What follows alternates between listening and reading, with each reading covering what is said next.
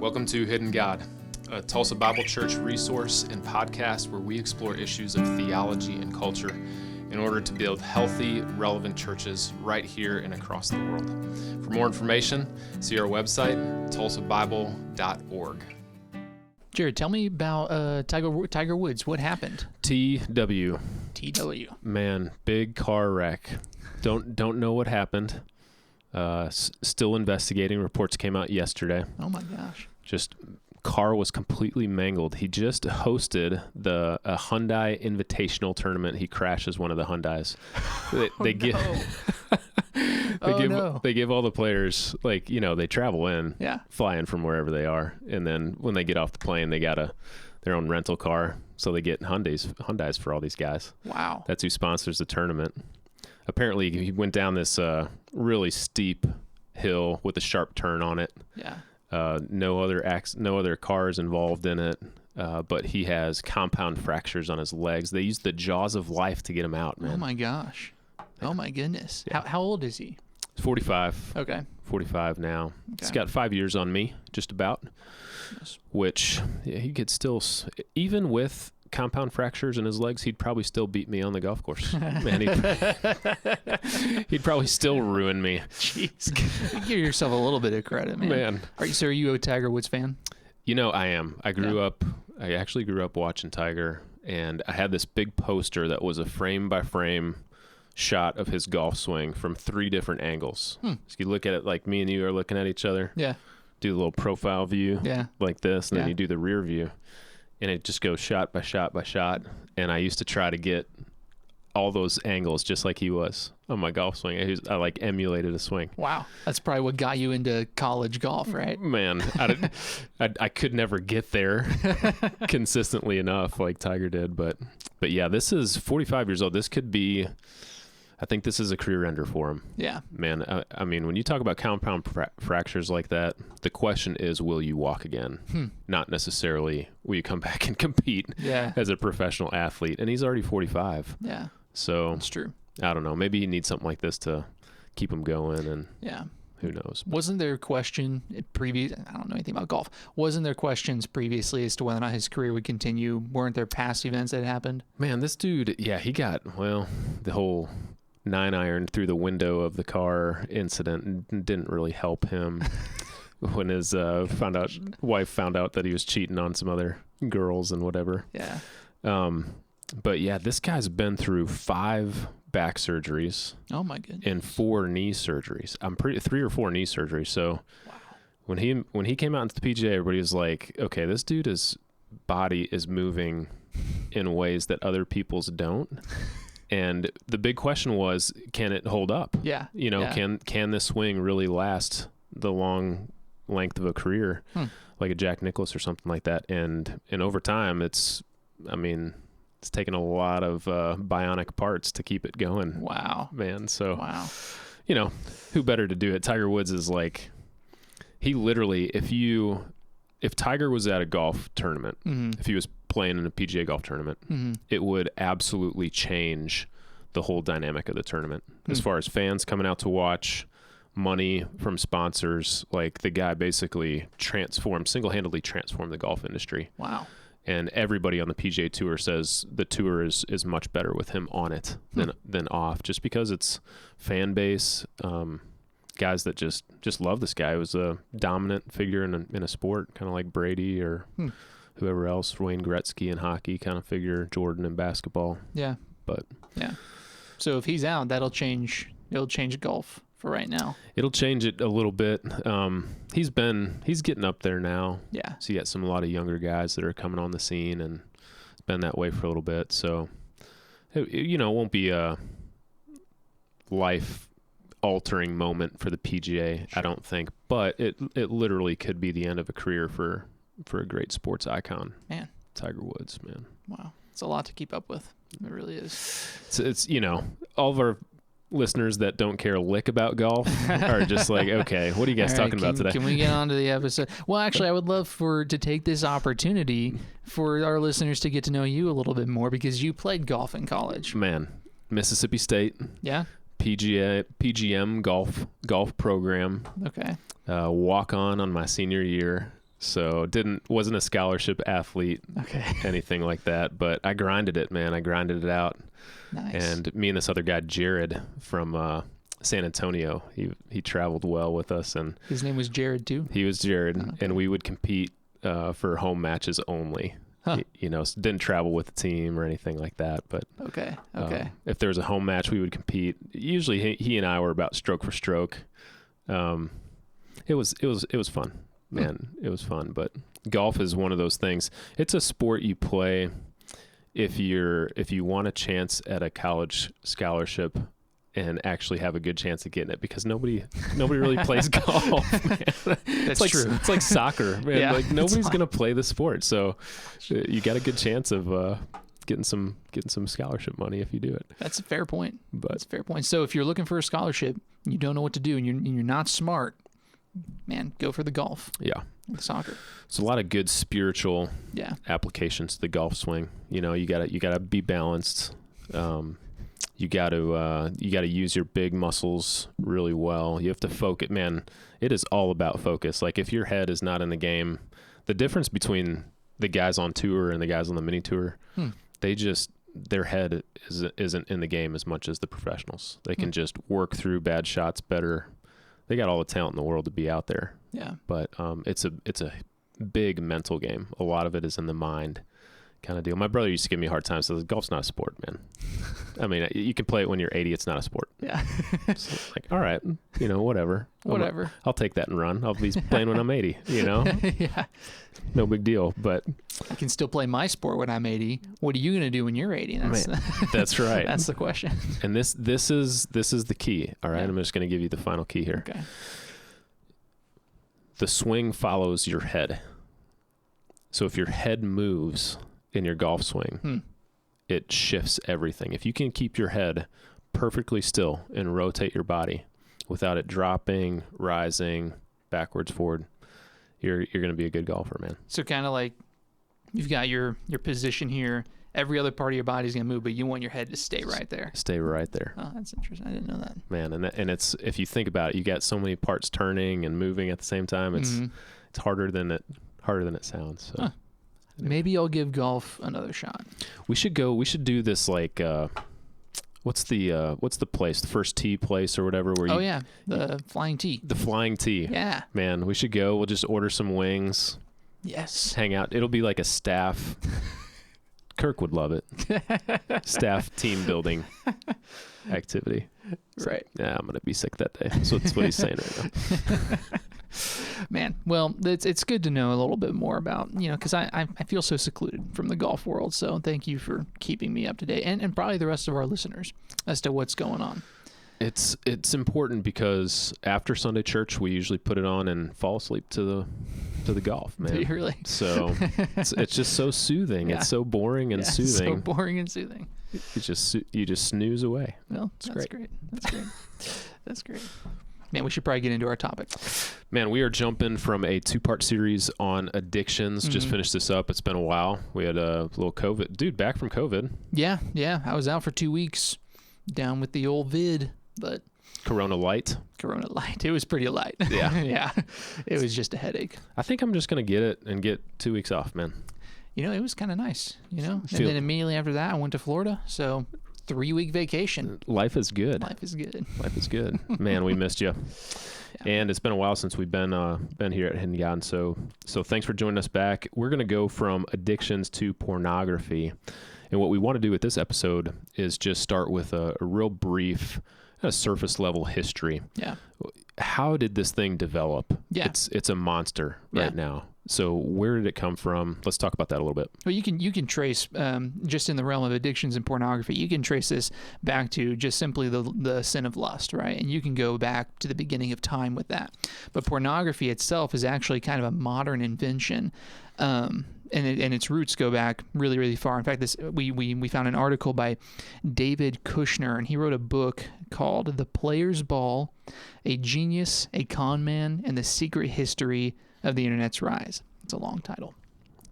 But in this book, he begins with this prayer that was said on June 14th of 1995 in a Senate hearing in Washington, D.C. And at this hearing, Jim Exon was the Senate chaplain who partnered with the senator from India to pass an amendment to the Communications Decency Act. And he didn't really show the images of everything that had been on the internet at that time, but he did hold up a binder and warned everyone that if we didn't do something about images online, put some sort of laws in place, it would very slowly destroy the morality of America. Yeah, their goal there was to make laws that would forbid just the open use of pornography online. Right. And they were actually pretty successful with that, but unfortunately, the morality in America is exactly what just crumbled starting with this, especially in this in this specific area. Pornography is not a new phenomenon. This, like you said, this has been around since, sex started happening kind of thing. Right. John Tierney is a guy who studied the cultural impact of technology at university here in the States. And he said some of the firsthand clay figures that we know about back from the Stone Age, archaeologists have discovered, often depicted women's bodies in inappropriate ways. These would be like handheld idols, typically what we would associate with that. But there was more to it than that for some of these objects. You've got cave art that's been discovered in La Magdalene caves with naked bodies depicted on that cave art. The Sumerians were the first to real evidence that we have of the clay cuneiform tablets. This is some of the first writing ability that we have in the history of man goes back to these cuneiform clay tablets, and they depicted female body parts, some for prayers for fertility, others were used very inappropriately. Again, this is early on here. Yeah, and it's kind of strange, like what you just said. These little idols, they were used while it was a naked body part and everything. It was actually used for some sort of prayer or ritual, spiritualistic thing. And right now, when we see pornography, we don't see it as something spiritual at all, but we live in a scientific world. Back then, it's no surprise that it would connect to them spiritually. In fact, even in ancient Greece, I remember learning about this in this humanities class I took. In ancient Greece, around the time when Paul would have been ministering there, the human body was so glorified. Very specifically, the male human body was thought to be the most beautiful thing in the world, and it was worshipped. And there were just statues and pillars. If you look at all the ancient Greek statues, this is why they were all nude, is because the body was so glorified. And that even continued on into the Renaissance. Michelangelo's statue of David, you take this great biblical figure and then you dehumanize them by exploiting, and glorifying the human body through this person. It's just, I hate it. Anyway. I've heard it. I know Plato has some writings there about like the orgies from early classical Greek period, ancient Greek philosophers. Yeah. And they used to think that the young boy, like about 9, 10 years old, 11 years old, that was like they thought that was the perfect specimen at that age, if you can even imagine that. And he would actually confront that head on with a lot of his writings. He said that the pursuit of wisdom would give so much more satisfaction than any of that stuff. And so they looked for, early ancient philosophers, they were looking for something beyond the physical, beyond the material world, and that led them to this quest for wisdom. Wow. Right, to give them satisfaction. But that was a huge deal, Roman and Greek time, and it's just, we hear about that now, and we shake our heads, and it's just like, wow, this is unbelievable. Yeah, it is. It's horrifying, some of the stuff you read. But then you even get to like the Gutenberg press, and we know that it helped print copies of the first Bible and everything, right? But it was also used actually to print the first official pornographer, to print Sex Positions, a book that was actually banned by the Pope. Yeah. Praise to God. Praise God for that guy, yeah. Man. There's one Pope did it right. Right. Yeah, and these prints and these drawings have been around for quite a while. What about the film industry? Because typically when we think porn today, we think videos, Yeah. films, that kind of stuff. Yeah. Well, we can, like from this research that we've done, we can trace one of the first films shown actually commercially was called The Kiss, and it was in 1900, and it was distributed actually by Thomas Edison. It was basically just a 18-second clip of a couple nuzzling. What you would see in any movie or show today, this was a big controversial item that he produced back then. Man. And that's kind of where you start. And then you move into, even 4 years earlier than that, the first erotic film was actually produced in France.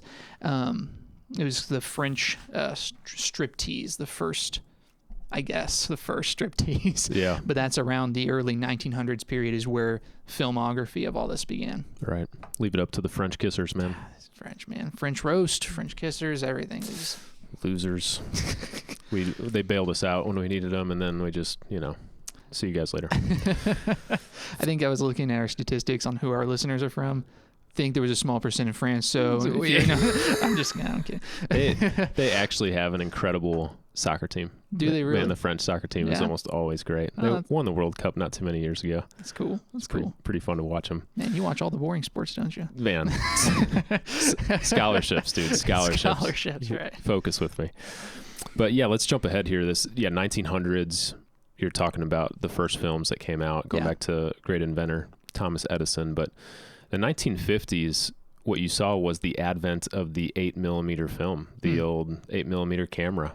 Wow. Man, and this invention of the camera effectively launched what we would consider the modern porn industry, because all of a sudden images were extremely accessible. People could take whatever they wanted, develop them, distribute them however they wanted to. Yeah. Many of us have heard the name Hugh Hefner before. With a camera, Hefner took images that most people considered indecent at best and made the porno magazine, right? He made the porno magazine famous, and something he targeted a distinguished audience. This is what's crazy about Hefner, is he took something as scandalous and indecent as pornography, a woman's body, posting it on public places, whatever, but he made it appealing to the gentleman, to the high class. That's interesting. Individual. And so all of a sudden, where a culture was typically grounded in morality, no, we don't even like seeing this stuff in a movie, let alone anywhere else. Hefner drew into a cultural context and a demographic there and almost validated its decency, which at the core of this is completely indecent. Wow. That's incredible. From a marketing standpoint, that's incredible. Right. And actually Maddie and I were talking about this just earlier this morning. We were talking about how even in our culture today, we take pornography and we try to remove the shame from it and make it normal. No one should be ashamed of viewing pornography anymore. That's what our culture currently says. You see it in every TV show and movie. In fact, married couples are encouraged to watch it together and indulge in it together, disgustingly enough. Which is awful marriage advice. It's terrible in marriage. We don't want that. Do that. Yeah, that's right. Good grief. But that's what our culture is saying. And so Hefner did exactly that. He took the shame out of it and said, actually, this is something the higher class should want. Yep. That's incredible. Yep. Terrible, but incredible marketing. Right. But then if you move, let's just move ahead a little bit to the 1970s. 20 years later, video cassette recorders were the big item, and more than 75% of cassette tapes were actually pornagography. That's unbelievable to me. It's insane. 75. I'm shocked. Yeah. Yeah, I am too. But interestingly enough, you had the VHS, right, and then you also had the Betamax, right? I remember those. Remember the Betamax? It's smaller, and Sony made the decision that Betamax would not be. It would be wrong. What's the word I'm looking for? They couldn't produce pornography on Betamax, right? And so that was a decision Sony made. It was outlawed. Yeah. And that actually killed the Betamax tape because of that. And the VHS actually took off because it was allowed to have pornography on it. Man, that's, to me, I look back now, of course we've been through CDs, DVDs, Blu-ray, everything else now, everything's basically digital. Right. But to think about Betamax tapes didn't make it because they didn't enter into the porn industry, and VHS became as popular as it was with Think about Blockbuster Video, man. I used to go into Blockbuster all the time with my parents and picking out a home rental. I remember that. The new release it wall back there. And the only reason why it thrived and the Betamax didn't was because of porn. The building blocks of our society, right? Unbelievable. It's sad. Unbelievable. On July 3rd, 1995, Time magazine ran a cover story with a boy at a computer, mouth wide open, gazing at a screen, just mesmerized by whatever he's looking at. And the title of the article was Cyber Porn, Can We Protect Our Kids and Free Speech? And at that time, they enacted the amendment, the first amendment that we began talking about here. As we started up, this was when Clinton was president. And basically what that amendment allowed them to do, Senate passed it and allowed them to put a penalty, a unlawful crime, if you distributed pornography to anybody and they accessed it who was under the age of 18, you would face up to 2 years in prison. Wow. For that. Wow. That's crazy. Well, and good. Yeah. That's good. And you can kind of see how all of these events leading up to this, it's not surprising that very soon after this, our culture realized how much money was actually in the sex industry. Man. And so that brings us to a man named Stephen Cohen, and he bought a domain name on a website. He created this website and he sold ads to anyone who wanted to advertise on his porn domain. And he would sell as many ads as possible, banner ads, sales ads, and he raked in the cash very specifically by launching all of it at a convention in Vegas, right? And where did this Vegas convention start? Yeah, it's interesting. You think of large conventions for anything. Yeah. Vegas is going to be your venue. Golf industry. Yeah. Man, they have big trade shows in the golf merchandise industry in Vegas. Florida, you'll run into all these things, man. It's very, very common if you're innovative and you have a new product that you want to hit the market, you're going to launch it in one of these types of venues. And you're going to create networks of people to spread these products and to get them out to where they're accessible. So Cohen creates this annual convention. What happens in Vegas stays in Vegas, right? He creates this annual convention in Vegas at the same time that some of these big computer tech companies are trying to launch their products out there. So he shares a hotel. Cohen buys the same venue that another computer tech company is using. And at the very same time, his convention is going on as this computer tech company is going on. And the guys from this is what's crazy. The guys from the computer tech industry, when they went in, and of course they rubbed shoulders with these guys, they knew what was going on. Ballroom doors are open, whatever it is. You've got products you're trying to sell in the lobbies, right? Those kind of things. They realize what's going on and they say, man, we're out of here. I don't want to be anywhere near associated with what's going on in Vegas through this guy, Cohen, right? And so Cohen decides, well, okay, if you don't want me at this hotel, I'm just going to go across the street to the other big hotel. And so they took their convention across the street. The sex convention takes off. Cohen essentially becomes king of the sex industry, being marketed now through trade shows and different things like that.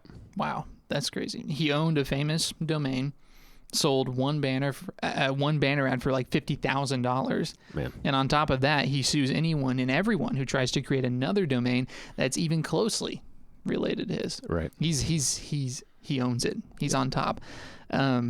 Man, adult websites, they've started bringing up millions per month because of the sex industry that he started. Right. And then you had strippers posting images online for a monthly fee. Hey, subscribe to my website for $10, $15 a month. And they were making, there's reports of some of these early things happening, making over $2 million a year. Wow. From a $10, $15 prescription. Just do the math there. Wow. The floodgates opened to the porn industry after this. 1997, it really took off because the U.S. Supreme Court struck down the Communications Decency Act that they originally passed, and anybody younger than 18, you're going to face that crime. They struck that down for violating the First Amendment, freedom of speech. Wow, that's crazy. Well, and then so that's like That was in 97, right? And it's progressed so much today. The rate at which we develop new technology and new forms of communication is just doubling every single day. Right. And so even now today we have social media. And while I consistently encourage people to be on social media and interacting with it because it's the way we communicate in our world today, it has been used, just like every other form of communication in the past, to just distribute sex and pornography on an even grander scale. And even today, a very popular app that we all know about called OnlyFans, it's becoming more and more popular in this generation, is a way that anyone can become the kind of person who sells their own body for viewing on this app now. So it's no longer like you have to be a porn star. Now I could just make some money really quick by just selling images of my body on this app. It's a disgusting. Yeah. It's a disgusting thing, and it's the newest way that it's being viewed. And what's sad about this is that in my own childhood, I grew up in a world where in 5th grade, everyone knew what pornography was, and if you were a normal boy, then you talked about it, and you guys would all talk about what you watched and stuff, and I was introduced to that world. Right. Go back 100 years ago, anyone growing up in 5th grade or younger or whatever, they wouldn't know what that is. It was not something that was common back then, but in our culture today, it's becoming more and more common. Children are being introduced to it at a very young age. It's sad. Yeah. And of course, you're learning all kinds of unhealthy, unbiblical aspects of sex. And that's exactly right. Well, God created sex, and he created it as good. And so what Satan can't create anything. What he does is he takes the things that God created as good, turns them upside down so that he can use them for evil. Yeah. And that's essentially exactly what's happened, not only with sex, but you can think about just a number of things: family, education, all kinds of aspects as Satan works in that way. But to just rewind and put a big picture around this thing, 2021, you're talking first videos coming out in 1900. I mean, we're only 120 years removed from that. Yeah. The film images of an 8mm camera, 70 years removed from that. VHS tapes get big. We're 50 years removed from that. The rapid pace of how this is becoming accessible and just crippling our culture and having the effect that it is on it is unbelievable. You look back and you say it really hasn't been that long. Right. In the last 100 years, essentially, we've seen a huge shift. And going back to some of your thoughts about the sexual revolution of the 60s, and that's continuing on today. It's just we kind of wonder, we shake our heads and we wonder, what's it going to be like 20 more years from now, right, if this is what it's like today. Yeah, it's consistently getting worse, and it's moved from this issue of obsession and addiction to pornography to where now it's such a normal thing that we're bringing it into our own lives, and you have people who are struggling with their own sexual identity as a result of this, and it's not that there's a direct link, but the whole issue of twisting sex at all has ruined our culture and sense of morality. Yeah. And that's exactly what sin always has done. It's taken what God originally created and has twisted it. Yeah. And we've seen sin infiltrate God's people, his culture, his nation over and over again in the Old Testament. I mean, the book of Judges is a fantastic example of the nation of Israel getting further and further from God and having a quicker, rapid response to falling back into sin, to adopting new sins, to falling further from godliness. Right. Spiraling downwards quickly. Yeah. Man, that's just crazy. But we do want to look at just a few passages here before we close it off. And again, this is just an intention to an effort to introduce a little bit of the history so we know where it comes from.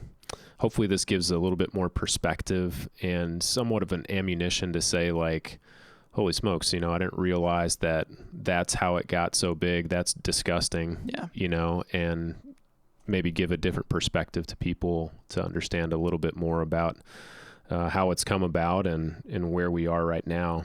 But when I think about this history of the porn industry and what it is today in the sex industry, Proverbs immediately comes to mind, the wisdom literature. And the first thing I want to say here is sin is not something to mess around with. You know, Right. Randy Alcorn wrote a great book called The Purity Principle, and he would say something like, run from sin like you're running from a slithering cobra or from a live grenade.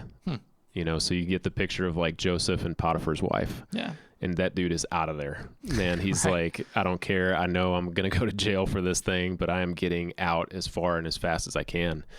And that really should be our perspective when we do talk about sin. So I want to look at, just real briefly, I'm going to take a look at Proverbs chapter 6.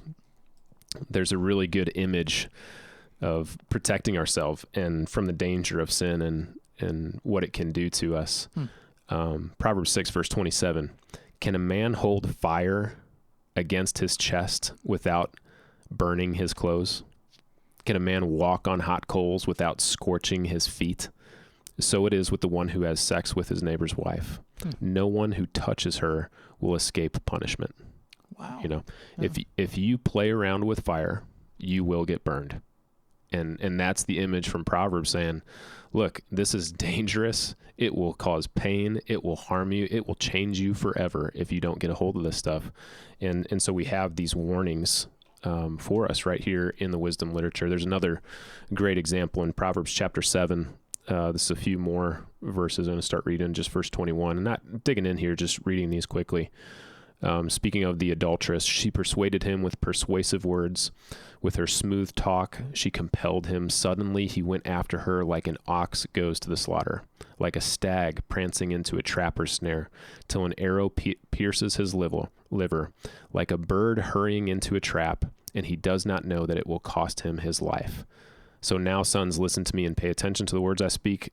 Solomon says, do not let your heart turn aside to her ways. Do not wander into her pathways. For she has brought down many fatally wounded, and all those she has slain are many. Her house is the way of the grave, going down to the chambers of death. Wow. Wow. What an amazing picture.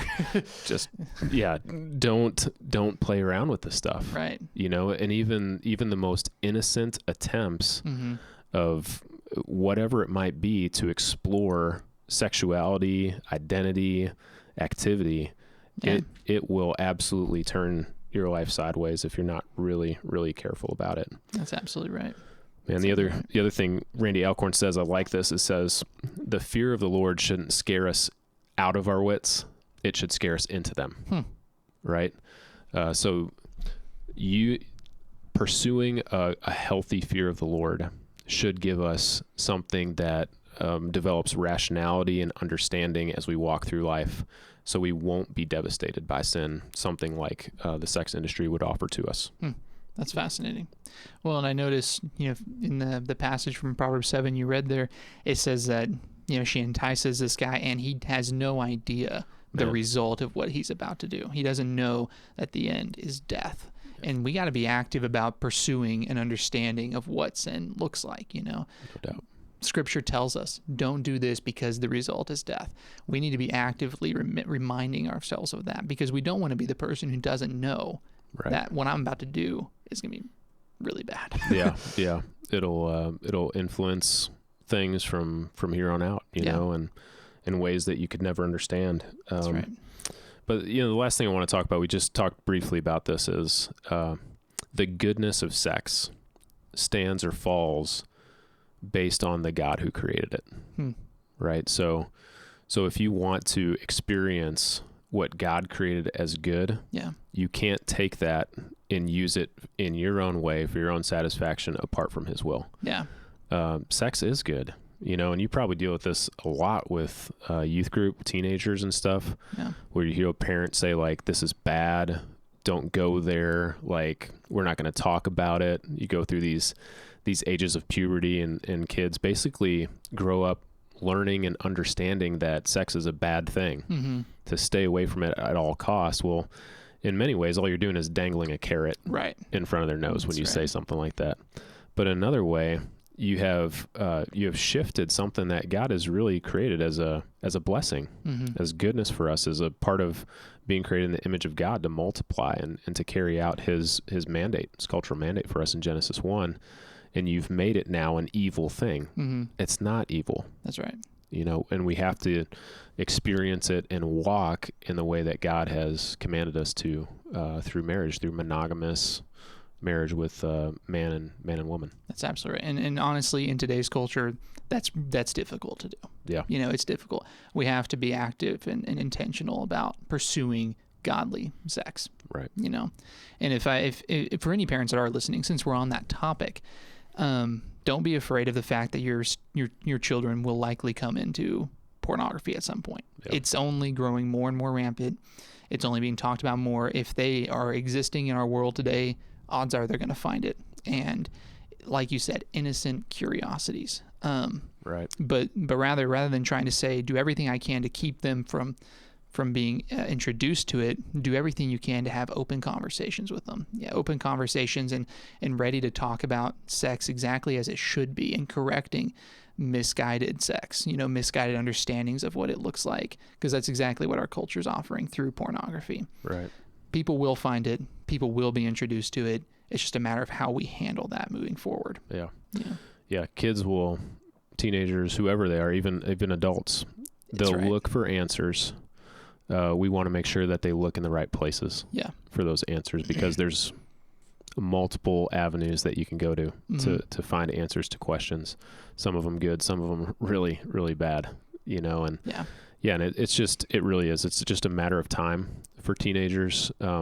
I think for parents, one of the greatest things you can do is have a good, close relationship with your kids, so that when they have questions, when they experience something they know is wrong, perhaps they come to you before they go to anybody else, and if you have that relationship intact, it usually does pay dividends in dealing with stuff like this when it comes up. Yeah. That's excellent. Well, if this was a heavy podcast, just wait till next week, because we're not done. Man, we'll try to explore this for a couple more weeks. It is such an it's an issue that needs to be talked about in a healthy context a little bit more, and we want to give these tools to help our folks do that here at Tulsa Bible Church and whoever might be listening to this podcast. So that's right. Snow's all melted. Does that mean you're not going to go skiing now down Turkey Mountain here in Tulsa? Turkey Mountain. Hey, my one opportunity to ski Turkey Mountain. Well, I guess not, It's fine with me. I mean, I was out of town for most of it. So I left. It was 40 degrees out. I came back. It was 40 degrees out. You guys had all the bad weather. To me, it never happened. Unbelievable. Yeah, I know. I feel terrible. Not really. One of the great memorable snowstorms of Tulsa. You were out of state, That's man. Right. I can live with that. I can live with that. So last comment here. Okay. We're getting a little bit long, but sure. I grew up in Wisconsin, and we probably saw about 50 inches of snow a year in the winter or something like that. Not incredible amounts, but pretty decent.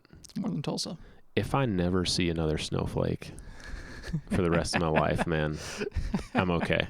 I'm okay with that. Yeah. And I'm actually happy. We were in Kansas before we came here.